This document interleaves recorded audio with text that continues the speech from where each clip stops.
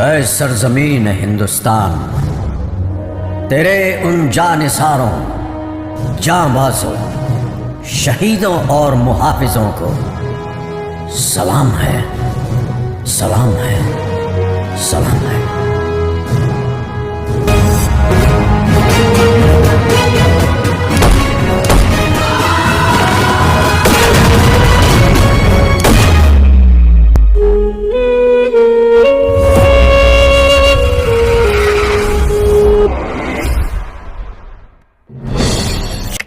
सन 1999 पड़ोसी मुल्क पाकिस्तान ने चोरी छुपे से अपने सैनिकों को LOC पार भारतीय सीमा के अंदर भेज दिया। पाकिस्तान के जनरल परवेज मुशर्रफ जनरल का प्लान सीधा और साफ था कि पाकिस्तानी सेना को जिहादियों का जामा पहनाकर सीमा पार भेजना और वहां पहुंचकर बंकर और पोस्ट पर कब्जा करना। पाकिस्तान ने भरी सर्दी का फायदा उठाकर बर्फ से ढकी ट्रांस सेक्टर की मुस्को घाटी, मार्क पोलो रिच लाइन, कारगिल के काक्सर क्षेत्र, बटालिक सेक्टर, चोर बाटला सेक्टर और तुर्तुक की चोटियों पर धोखे से कब्जा कर लिया। 2 मई 1999 गारकोन गांव, कारगिल। तासी नामग्याल गारकोन गांव के निवासी हैं, जो पेशे से चरवाए हैं। तासी अक्सर अपनी बकरी भेड़ों को चराने पहाड़ियों पर जाते थे। उस दिन उनका याक कहीं खो जाता है और वो उसे अपनी दूरबीन से ढूंढते वक्त उन्होंने पहाड़ियों पर 6 लोगों को देखा जो पत्थर तोड़ रहे थे और वो हथियारों के साथ थे। तासी ने अपनी जिम्मेदारी निभाई और आकर सेना को जानकारी दी। 8 मई 1999 द्रास। जानकारी मिलने के बाद सेना की कई टुकड़ियां घुसपैठियों की संख्या जांचने के लिए भेजी गई। वे घुसपैठियां हैं या सेना हैं और कितने हैं वो अभी तक कुछ नहीं पता था। 14 मई 1999 काक्सर क्षेत्र, कारगिल। लेफ्टिनेंट सौरभ कालिया की अगुवाई में भेजी गई पेट्रोलिंग टीम बड़े अनोखे ढंग से गायब हो गई थी।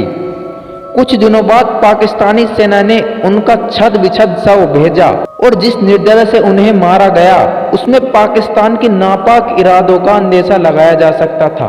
तात्कालिक PMC अटल बिहारी वाजपेयी पड़ोसी देशों के साथ साथ भावनाओं में विश्वास करते थे।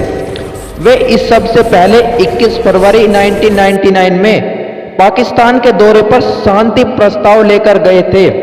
उन्हें उम्मीद थी कि पाकिस्तान सुधर जाएगा। हम शांति चाहते हैं, ये तो दुनिया ने देखा।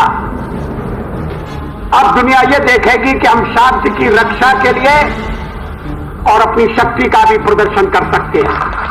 लड़ाई के परिणाम के बारे में भी मेरे मन में कोई संदेह नहीं है। हमारी विजय निश्चित है और हम विजयी होकर दिखाएंगे। उन्होंने देश की तीनों सेनाओं को बिना पल गवाए गोली का जवाब गोलों से देने का आदेश कर दिया। भारतीय सेनाओं ने तुरंत एक्शन लेते हुए युद्ध का बिगुल बजा दिया। इस पूरे ऑपरेशन का नाम था ऑपरेशन विजय। थल सेना तो दुश्मन को खदेड़ ही रही थी और अब बारी थी आसमान से आग बरसाने की। वायुसेना ने इस ऑपरेशन का नाम सफेद सागर दिया और इतने में भारतीय नौसेना ने मोर्चा संभाला और तुरंत उत्तरी अरब सागर से कराची बंदरगाह को घेर लिया और भारतीय नौसेना ने इस ऑपरेशन का नाम तलवार रखा। इतिहास बदलने जा रहा था। सेना पहाड़ियां चढ़कर दुश्मन की ओर बढ़ रही थी और उन्हें पीछे खदेड़कर एक के बाद एक चोटी पर तिरंगा लहरा रही थी। 5 जून 1999 इंडियन आर्मी को वो अहम दस्तावेज मिले जो साबित करते थे कि वे घुसपैठियों के भेष में पाकिस्तानी सेना थी। 15 जून 1999 में अमेरिका के प्रेसिडेंट बिल क्लिंटन ने पाकिस्तान के PM नवाज शरीफ को कारगिल से सेना हटाने को कहा गया। भारत ने एक एक करके सभी हिस्सों पर अपना कब्जा किया और तिरंगा लहराया। 26 जुलाई 1999 को ऑपरेशन विजय आधिकारिक रूप से समाप्त हुआ और उसी दिन से ही कारगिल विजय दिवस के रूप में मनाया जाने लगा। कारगिल का युद्ध भले ही उच्च अधिकारियों की प्लानिंग और रणनीति से लड़ा गया हो, लेकिन इसे जीतने वाले 20 से 25 उम्र के वो नौजवान सैनिक ही थे जो शेरों की तरह दुश्मनों पर टूट पड़े। ये वो बेटे थे जिन्हें अपनी मां के आत्मसम्मान की चिंता अपनी मौत से कहीं ज्यादा है। पूरे विश्व पटल पर भारतीय जीत का डंका बज रहा था।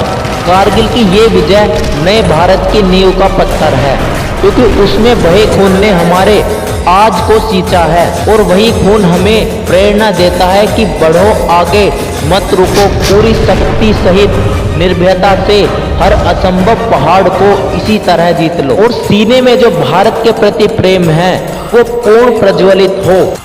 जब संपूर्ण विश्व के शीर्ष शिखर पर भारत का ध्वज लहराएगा, तब मेरे देशवासियों हर दिन विजय दिवस कहलाएगा।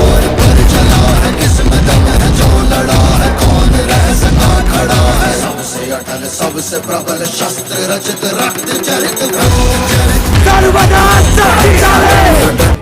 ऐसे हर किसी को मैं आज नमन करता हूँ, प्रणाम करता हूँ, आपसे आवाहन करता हूँ।